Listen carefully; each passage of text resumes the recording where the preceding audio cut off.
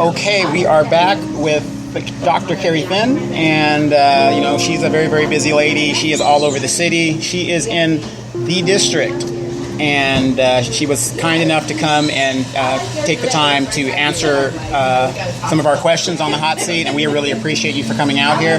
But as we said in the last section, we're going to ask you, there's a lot of candidates that are running for mayor, and I think in your pool, there's 7 of you guys right now. No, it's 9. I think there's 9 people running. It's a lot. Yeah, you're right. It's a lot. It's going to be a lot. I have 7 in my area. Yeah. And certain candidates I've seen the video, because you know what I do. I go and I research, and I'm going to tell you this. I have researched Dr. Then, and everything that she has put out in literature has been verified. I cannot find any dirt on her as of yet.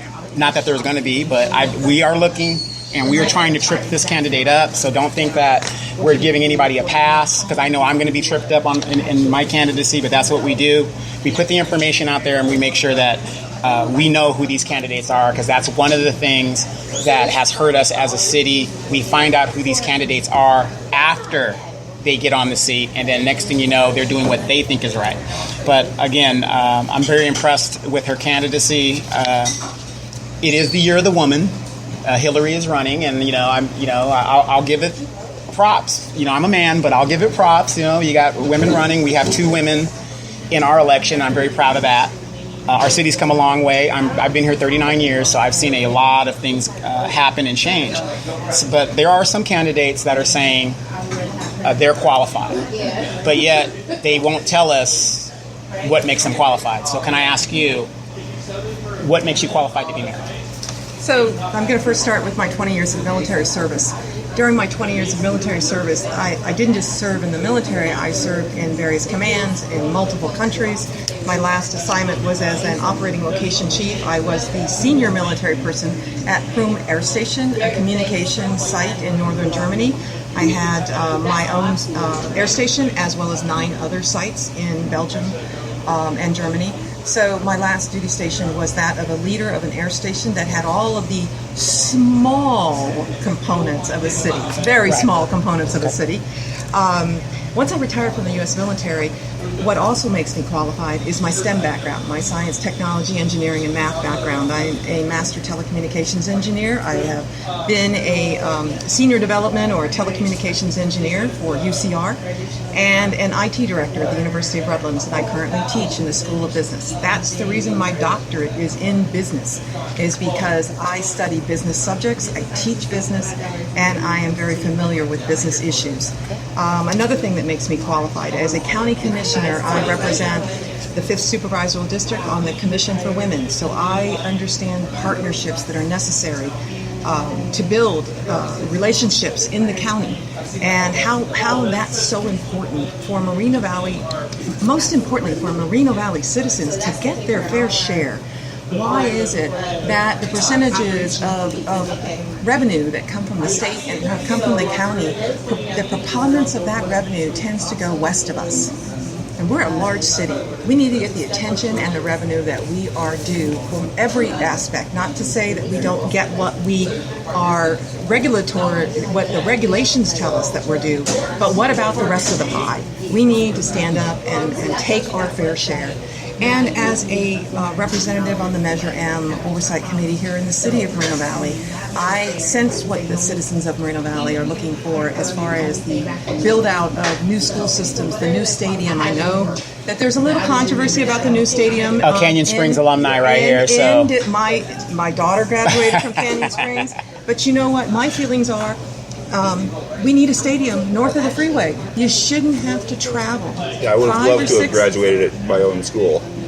You shouldn't have to travel south of the freeway that splits our city to attend a graduation, to go to a football game, to participate in marching band, all those things that you do when you're in high school.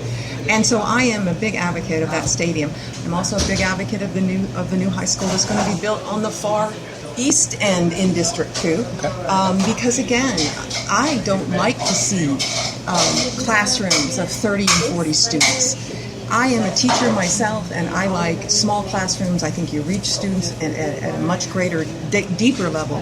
So these are the reasons I'm qualified. I feel like my qualifications stand alone in this race.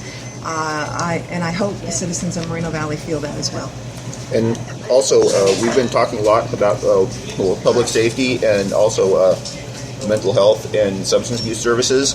And so I was wondering about how would you help how would you handle getting more officers on the street and also reducing the number of cases? And also, you're talking about all the money, lots of money from the state and federal government going west of us.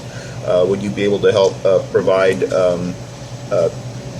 additional services for mental health and substance abuse? Because if we get the substance abuse taken care of, that's a huge load off the cops and all the stealing and stuff that's a result. And this mental health, sometimes there's substance abuse issues covering up mental health, and there's a lot of people that could have a better quality of life. And unfortunately, mental health and substance abuse is a hard quality of life issue to quantify. But would you have any ways to address that? Before you answer that, I want everybody to know, Dr. Then is wiping her brow. She is under the hot seat. I am under the hot seat. The sun is she's getting setting it, right behind me. Right. So don't think. I want everybody to know that. So she is sat in the wrong hot seat. Right. Is what there I you did. go. But so let me address that in two ways, Sean. The first is policing and mental health and the direct relationship. So I was trying to find the proposition number. I want to say Prop 47, but I think that's inaccurate. Yeah, it is. It's right. It's Prop 47. I was trying to find it here on my notes.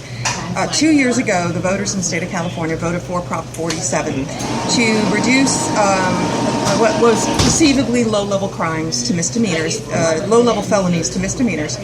And the savings of that money, which was at that time presented as $100 million, which that is not a correct statement. The article in the Press Enterprise this week suggested it's more like 39 million, something like that. The percentage of that money was supposed to go, the savings of that money was supposed to go to support mental health services and drug addiction clinics in the state of California.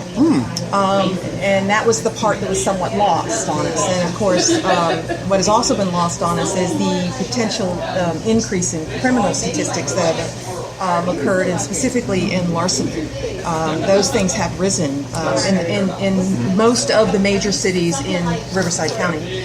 The district attorney, as you can only imagine, is very up in arms because the police can no longer arrest. Now they're writing tickets for what used to be. Yeah, I know the sheriff is constantly ranting about that too. Yes, exactly. So there is, I think, a longer-term message there that when the effects of the money from Prop 47 do get pushed down into the counties, into mental health and drug abuse clinics, that long term we might start to see a turnaround. This is such a deep issue. Nothing's going to happen overnight with this issue. But I do believe that long term, when we see the fallout of it 5 years from now, 10 years from now, let's hope it's all positive, both from the reduction of crime rates that we hope to see, as well as the increase in mental health services and drug abuse services. So that's to answer that part of the question. As far as policing is concerned here in the city of Moreno Valley, I looked at the budgetary statistics, and last year policing cost us about $39 million out of our budget. And you know what? When I was talking to other city leaders from south of us and San Bernardino and other city areas, they were thinking, well, that's not bad. I disagree. I'm sorry. Okay. I disagree. Thank you.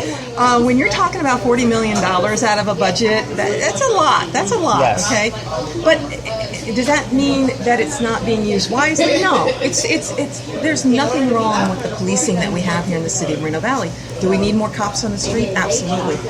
How are we going to do that? Well, that's one of the city's proposals this year, to increase the hotel tax, to apply more revenue towards policing. I also think that you have to look at the city itself and how we were set up as a general law city. We do not manage our own policing activities here in the city. The Right County now, I'm of grateful Riverside. for that. Yes, the County of Riverside. Again, nothing wrong with Riverside County Sheriff's Department. They are wonderful. But as we move forward, 2 years from now, 5 years from now, 10 years from now, $39 million could double, could triple, could quadruple. We don't get that under control. And I am an advocate of a charter city, that we move forward with a charter city. We're the second biggest city in the county. I mean, why not? So that we can be similar to Riverside and Palm Springs, which are charter cities, and get our policing and fire under the city so that we can manage the future of our budget. That's also propelling us into the future. One of my platforms, manage our own expenses. Well, it would be nice if we had people on the city council that we could trust to be in charge of the police force. All right. Now, real quick, 'cause I know Dr. Thin has to go. She's a very, very busy woman. The campaign starts on Friday. If I wanted to volunteer Yes. for your campaign, are you gathering anybody? Where would we go? What's the 411 on that? If you want to volunteer for my campaign, please call 951-599-9898, and the gentleman, Mr. Fenn, sitting next to me, will Yes. probably answer that campaign phone for you. Yes, absolutely. We also have a campaign office. Come see us at the campaign office. As I mentioned, I personally will be there Saturday, August 13th and Saturday, August 20th. My time is from 10 a.m. to 11 a.m. I'll be there a lot longer, Yes. but I just like to advertise a specific time to make sure people know Wanna I'll come be see you. there. Come see me at the campaign office. Come to our volunteer meeting. Our next volunteer meeting is Tuesday, August 23rd. Time is 5:30 to 7, and it's going to be at Renee's Bar and Grill. Now, I move my campaign volunteer meetings around the city. We held the first one at Margarita's Grill. We're having the next one at Renee's. Then we're probably going to head back to Edgemont. Okay. And I'll be talking to some restaurants in Edgemont about hosting our volunteer meetings. I like to draw attention to businesses, small businesses in Absolutely. the city. I like to bring people from the various areas of the city to my volunteer meetings so that they feel comfortable, that they don't have to, again, get back on a freeway just to attend a meeting. Right. I don't like that idea. Right. So that's why I do move my volunteer meetings around. But again, once we open our campaign office, we'll have stated hours. Okay. And the closer we, of course, get to the election, the longer hours they'll be. Right, absolutely, So come see absolutely. us. And we're going to be posting all your information. Thank Like I you. said, do not be a stranger. Please come back and see us. Last question, which is very, very important. We have an animal shelter that has a few problems. As a candidate, have you thought about that issue? Have you heard about that issue? have. And what is your take on that? You know, again, it's transparency and trust. We are an animal shelter that exterminates animals. That is That's not fact. unusual in an animal shelter. But couldn't we be more transparent about that? Couldn't we let people know the cost of maintaining animals in our shelter, not just through the budgetary process? And yes, I could dig down into the budgetary process and give you an exact figure of what it costs to run the animal shelter, because it is a funding issue. But it also is a mental issue for me. I have adopted an animal, my last Chow Chow, and I'm looking for another one, by the way. Okay. My last Chow Chow was adopted from the Moreno Valley Animal Shelter. The animal we had before that, another Chow Chow, he was actually running around in the UCR Ag Ops Center and no home to go to, so we brought him home. So I am concerned about the extermination of animals. I truly am, especially when they're man's best friend and kittens and cats. I really am. What are we going to do about it, though? Transparency, trust, letting the citizens know if we transition our animal shelter from no kill to adoption only, what's that going to cost every citizen in this city? Because unfortunately, there is a price attached to a no-kill animal shelter. How are we going to fund that? Do you have any ideas for groups that you can partner with to relieve the load of the animal shelter? I've just in the recent months, because I've been advertising that I'm looking for a new Chow Chow, I've come across a lot of rescue groups in this area. what I discovered is that they're full as well. Animals are running around, and there's a lot of them. And of course, we see it on July 4th here in the city. If you go out on any one of the canyon roads, you'll see a lot of animals running around that people just dump in the canyon roads. So yes, there are rescue groups in the area, but they're full as well. So as far as partnering is concerned, I think it's more about donations and campaigning and getting money to support a no-kill shelter. There it is. Here's a candidate that has answered all the hard questions.